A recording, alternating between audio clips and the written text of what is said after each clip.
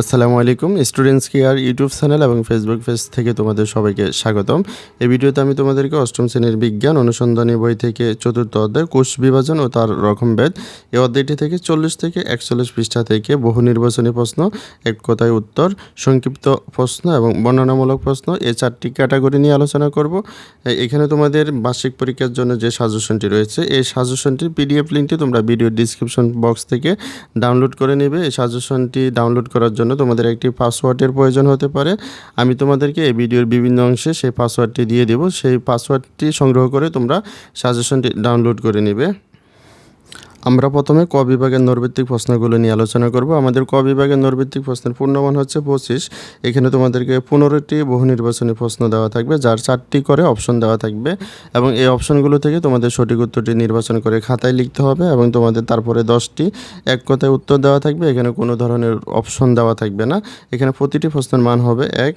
তাহলে আমরা প্রথমে বহু নির্বাচনী প্রশ্নগুলো নিয়ে আলোচনা করি। এখানে তোমাদেরকে প্রথমে বলা হয়েছে জীবদেহের গঠনের একক কী। আমরা জানি জীবদেহের গঠনের একক হচ্ছে কোষ। তারপরে তোমাদেরকে বলা হয়েছে নিচের কোনটি এককোষী জীব। আমরা জানি যে সকল জীব একটিমাত্র কোষ দ্বারা গঠিত তাদেরকে বলা হয় এককোষী জীব। যেমন এখানে এমিবা হচ্ছে এককোষী জীব, কারণ এমিবার দেহ একটিমাত্র কোষ দ্বারা গঠিত হয়েছে। তারপর তোমাদেরকে বলা হয়েছে নিচের কোনটি এককোষী জীব নয়। আমরা জানি এমিবা, ব্যাকটেরিয়া, প্লাজমিডিয়াম এগুলো হচ্ছে এককোষী জীব, আর বটগাছ হচ্ছে বহুকোষী জীব। তাই এখানে এককোষী জীব নয় হচ্ছে বটগাছ। তারপরে তোমাদেরকে বলা হয়েছে যেসব জীবের দেহ একাধিক কোষ দ্বারা গঠিত তাদেরকে কি বলে।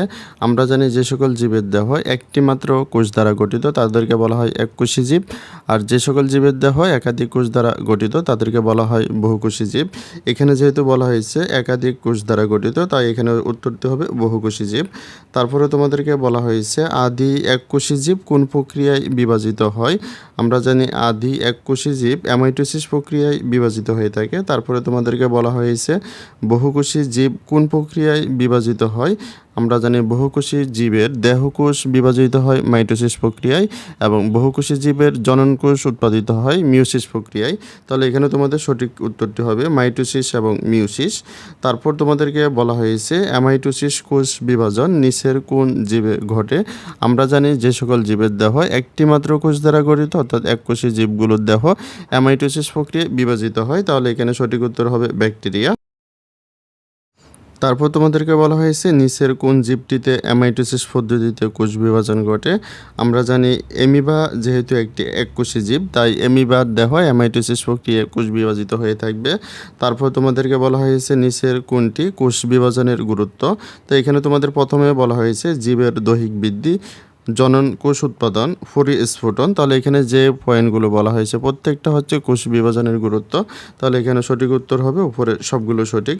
তারপরে তোমাদেরকে বলা হয়েছে কোষের কেন্দ্র ঘন অস্বচ্ছ অঙ্গাণুটির নাম কি। আমরা জানি কোষের কেন্দ্রে যে ঘন অস্বচ্ছ অঙ্গাণুটি রয়েছে সেটিকে বলা হয় নিউক্লিয়াস। তো এখানে তোমাদের সঠিক উত্তরটি হবে নিউক্লিয়াস। তারপরে তোমাদেরকে বলা হয়েছে অ্যামাইটোসিস কোথায় সংঘটিত হয়। আমরা জানি অ্যামাইটোসিস প্রক্রিয়া শুধুমাত্র এককোষী জীবে হয়ে থাকে। তাই এখানে তোমাদের এককোষী জীব যেহেতু আদিকোষী জীব তাই এখানে সঠিক উত্তরটি হবে আদিকোষী জীবে আদিকোষে। তারপর তোমাদেরকে বলা হয়েছে কোষীয় কোন অঙ্গাণু বংশগতির উপাদান বহন করে। আমরা জানি বংশগতির উপাদান হচ্ছে ডিএনএ আর এটি ক্রোমোজোমের মধ্যে থাকে তাই এখানে সঠিক উত্তর হবে ক্রোমোজোম। তারপর তোমাদেরকে বলা হয়েছে কোনটি জীবের বংশগতীয় পদার্থ। আমরা জানি জীবের বংশগতীয় পদার্থ হচ্ছে ডিএনএ যেটি ক্রোমোজোমের মধ্যে থাকে। তারপরে তোমাদেরকে বলা হয়েছে মাতৃকোষ বিভাজনের ফলে যে নতুন কোষ উৎপন্ন হয় তাকে কি বলে। আমরা জানি মাতৃকোষ বিভাজনের ফলে যে নতুন কোষ উৎপন্ন হয় তাদেরকে বলা হয় অপত্য কোষ। তারপর তোমাদেরকে বলা হয়েছে হিস্টোন কোথায় থাকে। আমরা জানি হিস্টোন নিউক্লিয়াসে যে ক্রোমোজোম রয়েছে সেই ক্রোমোজোমের মধ্যে হিস্টোন রয়েছে। তারপরে তোমাদের এক কথায় যে প্রশ্নগুলো রয়েছে সেগুলো নিয়ে আলোচনা করব। এখানে প্রথম যে প্রশ্নটি হচ্ছে এখানে বলা হয়েছে জীবদেহের গঠনগত একক কী। জীবদেহের গঠনগত একক হচ্ছে কোষ। তারপরে বলা হয়েছে 3টি এককোষী জীবের নাম লিখো। 3টি এককোষী জীব হচ্ছে ব্যাকটেরিয়া, এমিবা, প্লাজমিডিয়াম। তারপরে বলা হয়েছে 3টি বহুকোষী জীবের নাম লিখো। 3টি বহুকোষী জীব হচ্ছে মানুষ, বটগাছ ও তিমি। তারপর বলা হয়েছে কোষ বিভাজন কত প্রকার। আমরা জানি কোষ বিভাজন 3 প্রকার, যথা অ্যামাইটোসিস, মাইটোসিস এবং মিওসিস। তারপর তোমাদেরকে বলা হয়েছে এককোষী জীব কোন প্রক্রিয়ায় বিভাজিত হয়। আমরা জানি এককোষী জীব অ্যামাইটোসিস প্রক্রিয়ায় বিভাজিত হয় এবং বহুকোষী জীব মাইটোসিস এবং মিওসিস প্রক্রিয়ায় বিভাজিত হয়। অর্থাৎ বহুকোষী জীবের দেহকোষ বিভাজিত হয় মাইটোসিস প্রক্রিয়ায় এবং বহুকোষী জীবের জননকোষ বিভাজিত হয় মিওসিস প্রক্রিয়ায়। তারপরের প্রশ্নটিতে বলা হয়েছে বহুকোষী জীবের দেহকোষ কোন প্রক্রিয়ায় বিভাজিত হয়, যেটা আমরা ইতিমধ্যে জেনেছি। বহুকোষী জীবের দেহকোষ বিভাজিত হয় মাইটোসিস প্রক্রিয়ায়। তারপরে বলা হয়েছে বহুকোষী জীবের জননকোষ কোন প্রক্রিয়ায় বিভাজিত হয়। বহুকোষী জীবের জননকোষ মিওসিস প্রক্রিয়ায় বিভাজিত হয়।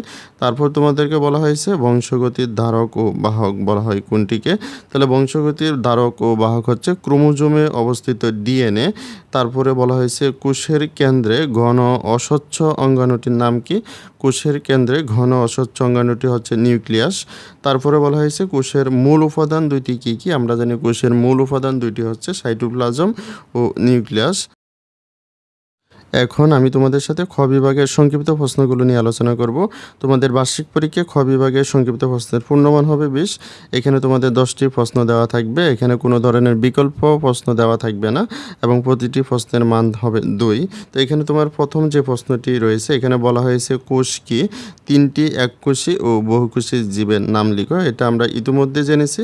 জীবদেহের গঠন ও কাজের একককে কোষ বলে। 3টি এককোষী জীব হলো এমিবা, ব্যাকটেরিয়া, প্লাজমিডিয়াম এবং 3টি বহুকোষী জীব হলো মানুষ, বটগাছ, তিমি। তারপর তোমাদেরকে বলা হয়েছে কোষ বিভাজন কাকে বলে। কোষ বিভাজন কত প্রকার ও কি কি। আমরা জানি যে শারীরবৃত্তীয় প্রক্রিয়ায় একটি থেকে একাধিক কোষ তৈরি হয় তাকে কোষ বিভাজন বলে। কোষ বিভাজন 3 প্রকার, যথা অ্যামাইটোসিস, মাইটোসিস এবং মিওসিস। তারপর বলা হয়েছে অ্যামাইটোসিস কি ব্যাখ্যা করো। এখানে বলা হয়েছে যে কোষ বিভাজন প্রক্রিয়ায় একটি মাতৃকোষের নিউক্লিয়াস ও সাইটোপ্লাজম সরাসরি বিভক্ত হয়ে 2টি অপত্য কোষের সৃষ্টি করে তাকে অ্যামাইটোসিস বলে। অর্থাৎ একটি মাতৃকোষের মধ্যে যে নিউক্লিয়াস রয়েছে, এই নিউক্লিয়াসের চারপাশে যে সাইটোপ্লাজম রয়েছে, এই নিউক্লিয়াস এবং সাইটোপ্লাজম সরাসরি বিভক্ত হবে, অর্থাৎ মাঝ বরাবর সংকুচিত হয়ে সরাসরি 2টি কোষে পরিণত হবে। এক্ষেত্রে সাইটোপ্লাজম এবং নিউক্লিয়াসও 2টি কোষের মধ্যে থাকবে। এই যে কোষ বিভাজন, এই কোষ বিভাজনটিকে বলা হয় অ্যামাইটোসিস। এখানে কিন্তু বলা হয়েছে সরাসরি বিভক্ত হবে, অর্থাৎ আমাদের মাতৃকোষের সাইটোপ্লাজম এবং নিউক্লিয়াসের মধ্যে কোনো জটিল বিভাজন হবে না। এটি সরাসরি মাঝ বরাবর সংকুচিত হয়ে 2টি কোষে বিভাজিত হবে। এটাকে বলা হয় অ্যামাইটোসিস। আদি এককোষী জীবে সাধারণত অ্যামাইটোসিস প্রক্রিয়ায় কোষ বিভাজন হয়ে থাকে। অর্থাৎ এককোষী যে জীবগুলো রয়েছে, নিম্ন শ্রেণীর যে জীবগুলো রয়েছে, সেখানে অ্যামাইটোসিস প্রক্রিয়ায় কোষ বিভাজন হয়ে থাকে।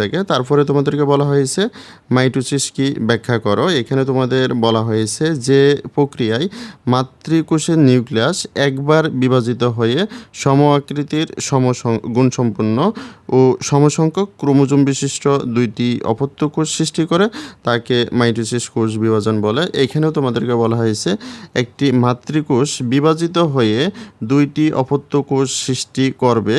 এখানে তোমাদের মাতৃকোষের মধ্যে যে নিউক্লিয়াস রয়েছে এবং সাইটোপ্লাজম রয়েছে, সেগুলো বিভাজিত হয়ে আমাদের এখানে অপত্য কোষে নিউক্লিয়াস এবং সাইটোপ্লাজম তৈরি করবে। কিন্তু এখানে তোমাদের অ্যামাইটোসিস প্রক্রিয়া আর মাইটোসিস প্রক্রিয়ার মধ্যে পার্থক্য হচ্ছে, অ্যামাইটোসিস প্রক্রিয়াটি হচ্ছে সরাসরি একটি সহজ বা সরল প্রক্রিয়ার মাধ্যমে বিভাজিত হয়ে 2টি কোষে পরিণত হয়। কিন্তু এখানে তোমাদের মাইটোসিস প্রক্রিয়ায় যে 2টি অপত্য কোষ পরিণত হচ্ছে, এটি একটি জটিল প্রক্রিয়ার মাধ্যমে 2টি অপত্য কোষে পরিণত হয়। এখানে বলা হয়েছে বহুকোষী জীবের জীবদেহ মাইটোসিস প্রক্রিয়ায় গঠিত হয়ে থাকে। তারপরের প্রশ্নটি হচ্ছে মিওসিস কি ব্যাখ্যা করো। যে কোষ বিভাজন প্রক্রিয়ায় মাতৃকোষের নিউক্লিয়াস পরপর 2বার কিন্তু ক্রোমোজোম একবার বিভাজিত হয়ে একটি মাতৃকোষ হতে 4টি অপত্য কোষ সৃষ্টি হয়। ফলে অপত্য কোষের ক্রোমোজোম সংখ্যা মাতৃকোষের ক্রোমোজোম সংখ্যার অর্ধেক হয়, তাকে মিওসিস কোষ বিভাজন বলে। অর্থাৎ এখানে তোমাদেরকে বলা হয়েছে একটি মাতৃকোষ থেকে পরপর 2বার, অর্থাৎ প্রথম ধাপে মাতৃকোষটি বিভাজিত হয়ে 2টি অপত্য কোষ সৃষ্টি করবে এবং দ্বিতীয় ধাপে এই অপত্য কোষগুলো পুনরায় বিভাজিত হয়ে আরও 2টি করে মোট 4টি অপত্য কোষ তৈরি করবে। অর্থাৎ একটি মাতৃকোষ থেকে 4টি অপত্য কোষ সৃষ্টি করবে। কিন্তু এখানে তোমাদেরকে মাতৃকোষে যে সংখ্যক ক্রোমোজোম রয়েছে, অর্থাৎ মাতৃকোষে আমাদের নিউক্লিয়াসের মধ্যে যে সংখ্যক ক্রোমোজোম রয়েছে, আমাদের প্রথম ধাপে অপত্য কোষের ক্রোমোজোম সংখ্যা তার অর্ধেক হয়ে যাবে। এখানে যদি 2n সংখ্যক ক্রোমোজোম থাকে, এখানে তোমাদের যে দুইটি অপত্য কোষ তৈরি হয়েছে এখানে n সংখ্যক ক্রোমোজোম থাকবে। এবং দ্বিতীয় ধাপে আমাদের যে বিভাজিত হয়েছে, অর্থাৎ অপত্য কোষ সৃষ্টি হয়েছে, এখানে কিন্তু ক্রোমোজোম সংখ্যা পুনরায় বিভাজিত হবে না, অর্থাৎ এখানে n থেকে n/2 হবে না। এখানে যে ক্রোমোজোম সংখ্যা শুধুমাত্র একবার বিভাজিত হয়, দ্বিতীয়বার কিন্তু ক্রোমোজোম সংখ্যা বিভাজিত হয় না। এই ধরনের কোষ বিভাজনকে বলা হয় মিয়োসিস কোষ বিভাজন। অর্থাৎ মিয়োসিস কোষ বিভাজনে ক্রোমোজোম সংখ্যা মাতৃকোষের ক্রোমোজোম সংখ্যার অর্ধেক হয়ে থাকে। তাই এখানে বলা হয়েছে মিয়োসিস প্রক্রিয়া জননকারী জীবের জনন মাতৃকোষ উৎপন্ন হয়ে থাকে। তারপরে তোমাদেরকে আমি বর্ণনামূলক প্রশ্নগুলো নিয়ে আলোচনা করব। এখানে তোমাদের বর্ণনামূলক প্রশ্নগুলো দুই টাইপের হয়ে থাকে, একটি হচ্ছে দৃশ্যপটবিহীন এবং অন্যটি হচ্ছে দৃশ্যপটযুক্ত। এখানে আমি তোমাদেরকে 40 থেকে 41 পৃষ্ঠায় যে লেখাগুলো রয়েছে সেখান থেকে যে দুইটি বর্ণনামূলক প্রশ্ন তৈরি করা যায় সেটি হচ্ছে কোষ বিভাজনের গুরুত্ব লিখো। এটি তোমাদের অনুসন্ধানী পাঠের 40 পৃষ্ঠায় থেকে শিখে নেবে। এখানে তোমাদের অনুসন্ধানী পাঠের 40 পৃষ্ঠায় কোষ বিভাজনের যে গুরুত্বটি রয়েছে সেটি একটি প্যারাগ্রাফ আকারে দেওয়া রয়েছে। তোমরা এটি অবশ্যই নাম্বার আকারে লিখবে, তাহলে একটি ভালো মার্ক পাবে। তারপরে বলা হয়েছে ক্রোমোজোমের গঠন চিত্র সহ ব্যাখ্যা করো। তোমাদের বইয়ের অনুসন্ধানী বইয়ের 41 পৃষ্ঠায় ক্রোমোজোমের যে গঠন চিত্রটি রয়েছে সেই গঠন চিত্রটি আঁকবে এবং ক্রোমোজোমের গঠন সম্পর্কে 2-1টি লাইন লিখে দিবে।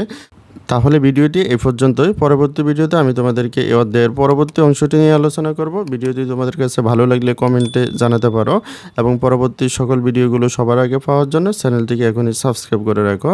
আর যারা সাবস্ক্রাইব করেছো তাদেরকে অসংখ্য ধন্যবাদ।